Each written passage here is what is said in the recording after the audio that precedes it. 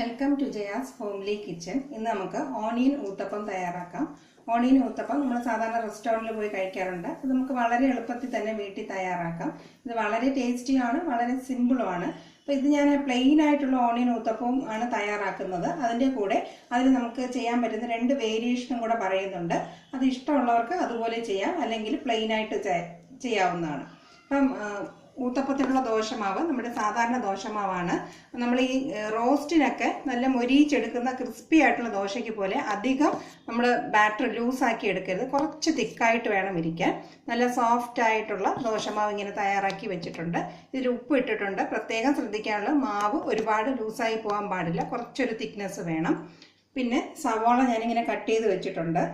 സവാള ചില സ്ഥലങ്ങളിൽ, അതായത് റെസ്റ്റോറൻറ്റിൽ ഇങ്ങനെ സ്ലൈസ് ആയിട്ടും കാണാറുണ്ട്. പക്ഷെ ഞാൻ സാധാരണ ഇങ്ങനെ തിക്കായിട്ട് ഇങ്ങനെ ഉള്ള പീസായിട്ടാണ് കട്ട് ചെയ്യുന്നത്. ഇങ്ങനെ കട്ട് ചെയ്തെടുത്തിട്ട് കൈ കൊണ്ട് ഇങ്ങനെ ഓരോ ഇതളുകളായിട്ട് മാറ്റി വെക്കുകയാണെങ്കിൽ നമുക്ക് എല്ലാ സ്ഥലത്തും ഇത് ഈവനായിട്ട് സ്പ്രെഡ് ചെയ്ത് കൊടുക്കാൻ പറ്റും. ഇനി നമുക്ക് ഊത്തപ്പം തയ്യാറാക്കി തുടങ്ങാം. ആദ്യം കുറച്ച് എണ്ണ തേച്ച് കൊടുക്കാം. എന്നിട്ട് ഒരു തവി മാവ് എടുത്ത് കുറച്ച് തിന്നായിട്ട് ആദ്യം ഒന്ന് പരത്താം. ഇങ്ങനെ പരത്തിയിട്ട് അതിൻ്റെ മുകളിലാണ് നമ്മൾ സവാള ഇട്ട് കൊടുക്കുന്നത്. സവാള ഇട്ട് കൊടുക്കുമ്പം എല്ലാ സ്ഥലത്തും വരുന്ന രീതിയിലായിട്ട് സ്പ്രെഡ് ചെയ്ത് ഇട്ട് കൊടുക്കുക. ഇപ്പം ഞാൻ ഒരു ദോശയ്ക്ക് ഏകദേശം ഒരു മീഡിയം സൈസിലുള്ള ഫുൾ സവാളയാണ് ഉപയോഗിക്കുന്നത്.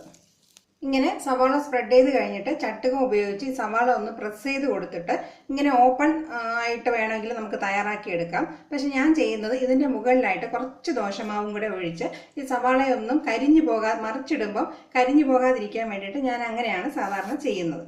വളരെ കുറച്ച് മാവ് ഒഴിച്ച് ഇതൊന്ന് പിടിച്ച് നിൽക്കാനുള്ള രീതിയിൽ ലൈറ്റായിട്ടൊന്ന് ഇങ്ങനെ ഈ സവാളയുടെ പുറത്ത് ഇങ്ങനെ ഒന്ന് സ്പ്രെഡ് ചെയ്ത് കൊടുക്കും. അപ്പം ഇങ്ങനെ ഒഴിച്ച് കഴിയുമ്പോൾ ഊത്തപ്പത്തിന് കുറച്ചും കൂടെ തിക്നെസ് വരും. നമ്മൾ സാധാരണ തിന്നായിട്ടല്ല ഊത്തപ്പം തയ്യാറാക്കുന്നത്, കുറച്ചൊരു തിക്നെസ്സിൽ വേണം ഊത്തപ്പം തയ്യാറാക്കിയെടുക്കാൻ. ഇനി ഇതൊരു മീഡിയം ഫ്ലെയിമിൽ വെച്ച് തയ്യാറാക്കിയെടുക്കുന്നതാണ് നല്ലത്. എണ്ണ വേണ്ടാന്നുള്ളവർക്ക് ഇങ്ങനെ തന്നെ ദോശ തയ്യാറാക്കിയെടുക്കാം. ഞാൻ കുറച്ച് നല്ലെണ്ണ ഒഴിച്ചാണ് ഇത് തയ്യാറാക്കിയെടുക്കുന്നത്. ഇപ്പോൾ ഇത് പ്ലെയിൻ ആയിട്ട് സിമ്പിളായിട്ടുള്ള ഓണിയൻ ഊത്തപ്പമാണ്. ഇതിനകത്തുള്ള വേരിയേഷൻ എന്ന് പറയുന്നത് ഈ ഉള്ളി ഇങ്ങനെ വിതറി കൊടുക്കുന്ന സമയത്ത് ഞാൻ ചിലപ്പം ഒരു നുള്ള് സാമ്പാർ പൊടി ചേർക്കാറുണ്ട്. അല്ലാത്ത സമയത്ത് കുറച്ച് ദോശപ്പൊടിയും ചേർത്ത് തയ്യാറാക്കാറുണ്ട്. രണ്ടും അതിൻ്റെതായ പ്രത്യേക ടേസ്റ്റാണ്. അത് രണ്ടും ഇഷ്ടമില്ലാത്തവർക്ക് ഇങ്ങനെ സിമ്പിളായിട്ട് തയ്യാറാക്കുക. ഇനി നമുക്ക് കുറച്ച് എണ്ണ ഒഴിച്ചു കൊടുക്കാം. എണ്ണ ഒഴിച്ചു കൊടുത്താൽ നമ്മുടെ ഊത്തപ്പം കുറച്ച് ക്രിസ്പി ആയിട്ട് കിട്ടും. ഊത്തപ്പമൊക്കെ ചൂടോടുകൂടി കഴിക്കുന്നതാണ് അതിൻ്റെ പ്രത്യേക ടേസ്റ്റ്. ഒരു വശം നല്ല മൂത്ത് ഒരു ഗോൾഡൻ കളർ ആകുമ്പോൾ നമുക്കിത് തിരിച്ചിട്ട് കൊടുക്കാം. ഒരു വശം മൂത്ത് വന്നിട്ടുണ്ട്. മീഡിയം ഫ്ലെയിമിൽ വെച്ചാണ് ഞാനിത് തയ്യാറാക്കിയിട്ടുള്ളത്. ഇനി നമുക്കിത് തിരിച്ചിട്ട് കൊടുക്കാം. അടുത്ത വശവും ഇതുപോലെ മീഡിയം ഫ്ലെയിമിൽ വെച്ച് നല്ല ഒരു ഇളം ബ്രൗൺ കളറായിട്ട് നമുക്കിതൊന്ന് മൊരിയിച്ചെടുക്കാം. എണ്ണയുടെ അളവ് ഓരോരുത്തരുടെ ഇഷ്ടത്തിന് ചേർക്കുക. കുറച്ച് വേണമെന്നുള്ളവർ കുറച്ച് ചേർത്താൽ മതി. ഞാൻ സാധാരണ ഊത്തപ്പം കുറച്ച് ക്രിസ്പി ആയിട്ടും കുറച്ച് കൂടുതൽ എണ്ണ ഒഴിച്ചാണ് തയ്യാറാക്കുന്നത്. അങ്ങനെ വേണമെന്ന് യാതൊരു നിർബന്ധവുമില്ല.